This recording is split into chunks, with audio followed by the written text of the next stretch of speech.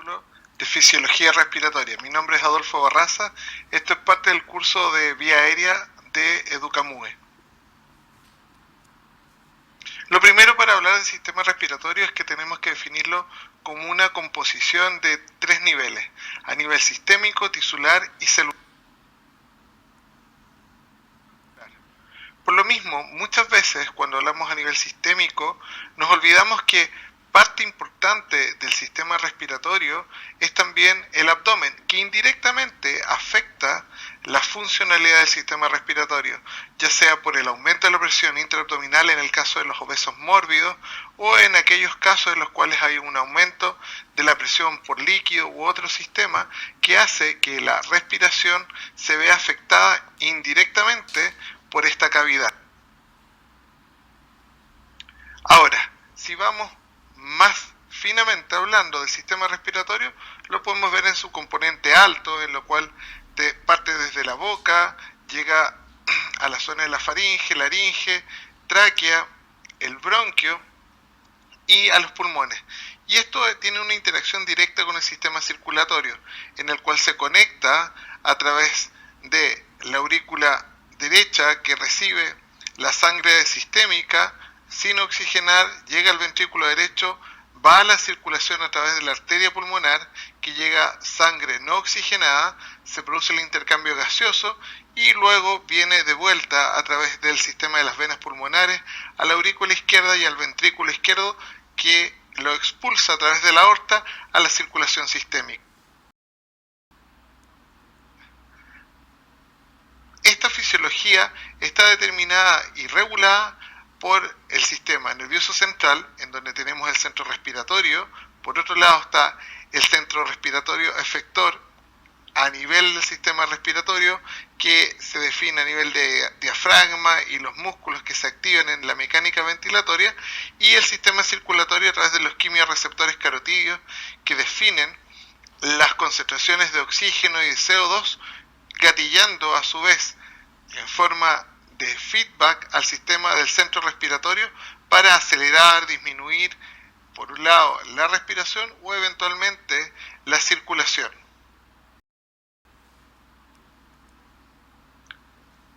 Desde ese punto de vista, tenemos acá los sensores de oxígeno que a través de las neuronas llevan las motoneuronas a nivel frénico que estimulan el diafragma. Todo esto se regula además por el sistema respiratorio, que va dando patrones del punto de vista de respiración. Y esto mismo a nivel respiratorio, a nivel tisular, tenemos un drive respiratorio que está dado por estos gases que se median a través de los neurotransmisores. La circulación llega finalmente a través de, como les decía, las arterias pulmonares sin oxigenar a la zona de los capilares, en donde están los alvéolos. Y ahí finalmente es donde se produce el intercambio gaseoso. Todo este constructo de sistema respiratorio, boca, faringe, laringe, la tráquea y los bronquios, llega finalmente a este nivel donde se produce la magia del intercambio gaseoso. Esta fisiología respiratoria hace que, por un lado, esta sangre que está sin oxigenar drene y se difunda el gas, el oxígeno y el CO2 a través de la pared alveolar, que ya veremos a continuación en más detalle. Por lo mismo, en este alveolo, cuando tenemos un alveolo normal, está todo lo que es la pared con membrana epitelial, en donde hay algunas células de neumocitos, y por otro lado están los macrófagos, que están en constante protección de las sustancias extrañas que toman contacto en la vía aérea. El sistema venoso lleva estos glóbulos rojos que se producen a ese nivel, a nivel de la pared alveolar, donde está la flecha, el intercambio y la difusión de los gases.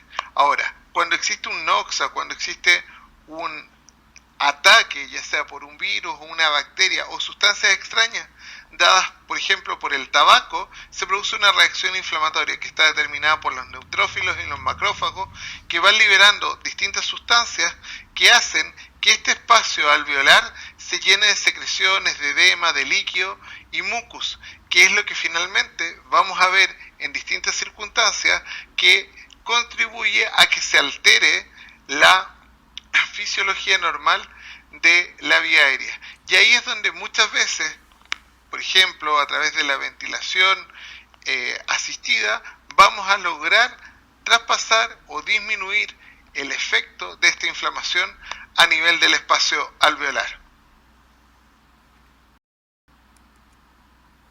Por otro lado, a nivel de los alvéolos podemos tener presiones de oxígeno y presiones de CO2. Esas presiones van variando según el lugar.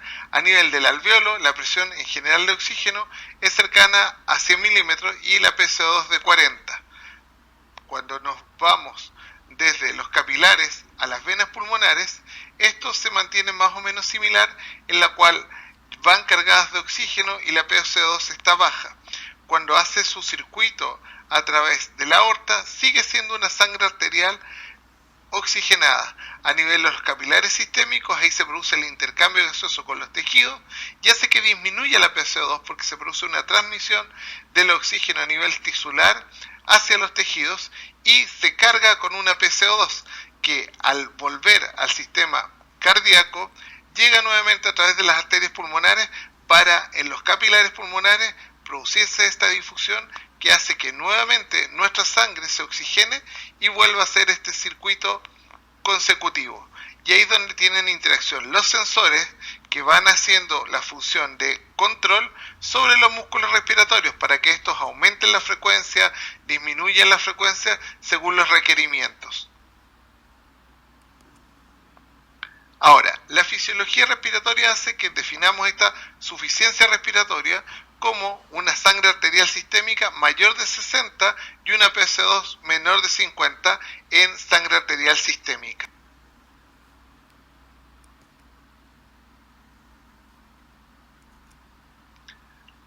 Por otro lado, tenemos esta distensión definida por los músculos respiratorios que hace que se produzca una expansión del bronquiolo en la inspiración, con lo cual se produce un mayor flujo de aire y en la expiración se produce una disminución del bronquiolo cuando está en la expiración. El atrapamiento aéreo es consistente en la inspiración cuando logramos llenar de aire y la expiración cuando disminuye y se produce en muchas ocasiones ya sea por secreciones o por procesos inflamatorios de las membranas y del intersticio, un atrapamiento porque disminuye el diámetro de lo que conduce hacia el alvéolo. Esto hace que a nivel de la expiración, donde debería haber un flujo hacia el exterior, se produce este atrapamiento que va produciendo un efecto acumulativo. Ahora, el esquema de la membrana alveolo-capilar se refiere a las distintas capas que vamos a encontrar en el intercambio de los gases alveolares hacia los gases sanguíneos, en donde tenemos las células alveolares, la membrana o intersticio, la pared capilar, el plasma y la pared del eritrocito que se carga con este oxígeno. Y este flujo va desde zonas de oxigenación, va pasando de la zona alveolar hacia el gas sanguíneo. Y por otro lado, la PCO2 va a determinarse por el flujo del anhídrido carbónico desde los gases sanguíneos hacia los gases alveolares.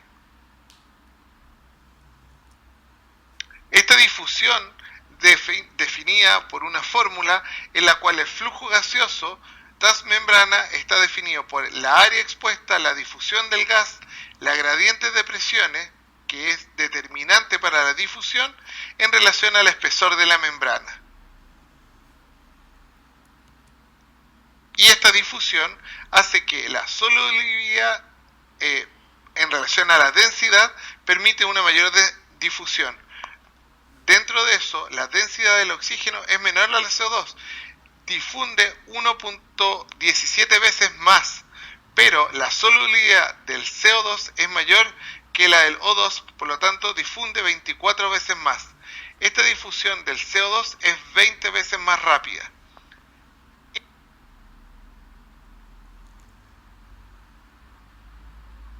Eso es a nivel gaseoso. Ahora, como compensación, el organismo, como les mencioné en algún momento, está directamente relacionado además con el sistema de circulación. Por lo mismo, cuando tenemos un glóbulo rojo que está cargado con PCO2, esto tiene un flujo y un tiempo en el cual se produce el intercambio y sale nuevamente la sangre oxigenada. Y ese punto en el cual la PO2 llega a un plató de concentración puede ser normalmente de 0,75 segundos. En cambio, cuando tenemos una alteración porque hay una mayor concentración de PCO2 en los glóbulos rojos y están mucho más hipoxémicos, esta difusión se produce con un intercambio que va muchas veces siendo más rápido para poder lograr hacer la difusión y lograr compensar la oxigenación de la sangre.